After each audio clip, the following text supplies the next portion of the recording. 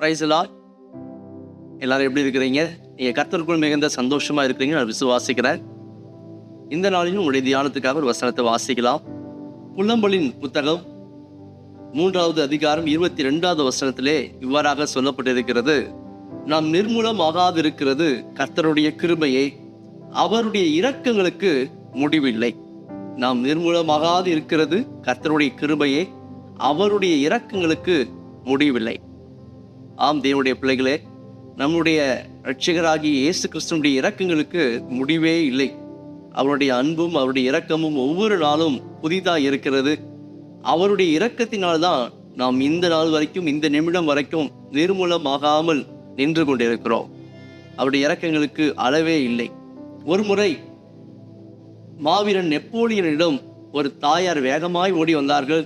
ஓடி வந்து, ஐயா, என்னுடைய மகனை மன்னிக்க வேண்டும், அவனுக்கு உதவி செய்ய வேண்டும் என்று கேட்டார்கள். உடனே மாவீரன் நெப்போலியன், நீ யார், உனக்கு நான் என்ன செய்ய வேண்டும், உன்னுடைய மகன் யார் என்று கேட்கும்போது அந்த தாயார் சொன்னார்கள், என்னுடைய மகனுக்கு நீங்கள் தான் மரண தண்டனை விதித்திருக்கிறீர்கள். அவன் தவறு செய்தது உண்மைதான், ஆனால் ஒரு முறை அவனை மன்னித்து அவனை விடுவிக்க வேண்டும் என்று சொல்லி அந்த தாயார் கெஞ்சினார்கள். உடனடியாக இந்த மாவீரர் நெப்போலியன் சொன்னார், ஓ, அந்த வாலிபனுடைய தாயாரா நீ, உன்னுடைய மகன் ஒரு முறை அல்ல 2 முறை அதே தவறை மறுபடியும் செய்திருக்கிறார். அதனால் நிச்சயமாய் நான் கொடுத்த தண்டனை நியாயமானதுதான், எனவே அவரை விடுவிக்க முடியாது என்று சொல்லி மிகவும் கண்டிப்புடன் சொன்னார். உடனே அந்த தாயார் சொன்னார்கள், நீ செய்த தீர்ப்பு நியாயமா அநியாயமா என்று நான் கேட்க வரவில்லை, உம்மிடத்தில் இரக்கத்தை கேட்க வந்திருக்கிறேன். எனவே தயவு செய்து இறங்கி என்னுடைய மகனுக்கு உதவி செய்யும் என்று கேட்டார்கள். உடனே அந்த மாவீரன் நெப்போலியன் சொன்னார், இல்லை, உன்னுடைய மகன் இரக்கத்துக்கு தகுதி உள்ளவன் அல்ல என்று சொன்னார்கள். உடனே அதை கேட்ட அந்த தாயார் உடனடியாக சொன்னார்கள், ஐயா, இரக்கம் காட்டுவது என்பது தகுதி உள்ளவனுக்கு காட்டுவது அல்ல, தகுதி இல்லாதவனுக்கு காட்டுவதற்கு பேர் தான் இரக்கம். எனவே அந்த இரக்கத்தை தயவு செய்து என் மகன் மீது காண்பியுங்கள், அவனை விடுதலை செய்யுங்கள் என்று கேட்டவுடனே அதை புரிந்து கொண்ட மாவீரன் நெப்போலியன் உடனடியாக, ஓகே, நீ சொல்வது சரிதான், நீ கேட்டதினால் உன்னுடைய மகனை நான் மன்னித்து விடுகிறேன், என்னுடைய இரக்கத்தினால் அவனை மன்னித்து விடுகிறேன் என்று சொல்லி அந்த வாலிபனை மன்னித்து விட்டார். அவனும் அந்த தாயாரும் மிக சந்தோஷத்தோடு தன்னுடைய வீட்டுக்கு கடந்து சென்றார்கள். பாருங்கள், தவறு செய்த ஒரு மனிதன், அவனுக்கு தண்டனை கொடுக்கப்பட்டது நியாயமானதுதான், இரக்கத்துக்கு தகுதியே இல்லாதவன் தான். ஆனாலும் அந்த தகுதி இல்லாதவனுக்கு அந்த இரக்கத்தை அந்த எஜமான் காட்டினதால் அவனுக்கு மரண தண்டனையிலிருந்து விடுதலை கிடைத்தது. இதே போலதான் நம்முடைய வாழ்க்கையில் நாம் எந்த விதத்திலையும் தகுதி உள்ளவர்கள் அல்ல. நாம் பாவிகளாக இருக்கும் போதே கிறிஸ்து இயேசு நமக்காக மரித்தார், அவருடைய ரத்தத்தை சிந்தினார், அவருடைய முழு ஜீவனை நமக்காக தந்தார். இது நிமித்தம் அவர் நம் மீது வைத்திருக்கிற இரக்கத்தை, அன்பை வெளிப்படுத்தி இருக்கிறார். எனவே இந்த காலை நேரத்தில் எனக்கு இரக்கம் காட்ட யாருமே இல்லை என்று சொல்லி கவலைப்படாதீர்கள்.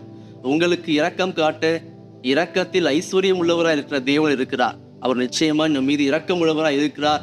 அவர் இரக்கமாக இருப்பதினால்தான் இந்த நேரத்தில் நாம் ஜீவனோடு சுகத்தோடு இருக்கிறோம். எனவே அவருடைய இரக்கத்தை புரிந்து கொள்வோம், அவருடைய இரக்கத்தையும் அவருடைய கிருபையும் அசட்டை பண்ணாது இருப்போம்.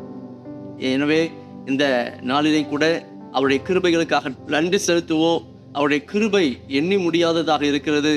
அவருடைய கிருபை ஒவ்வொரு நாளும் புதிதாக இருக்கிறது.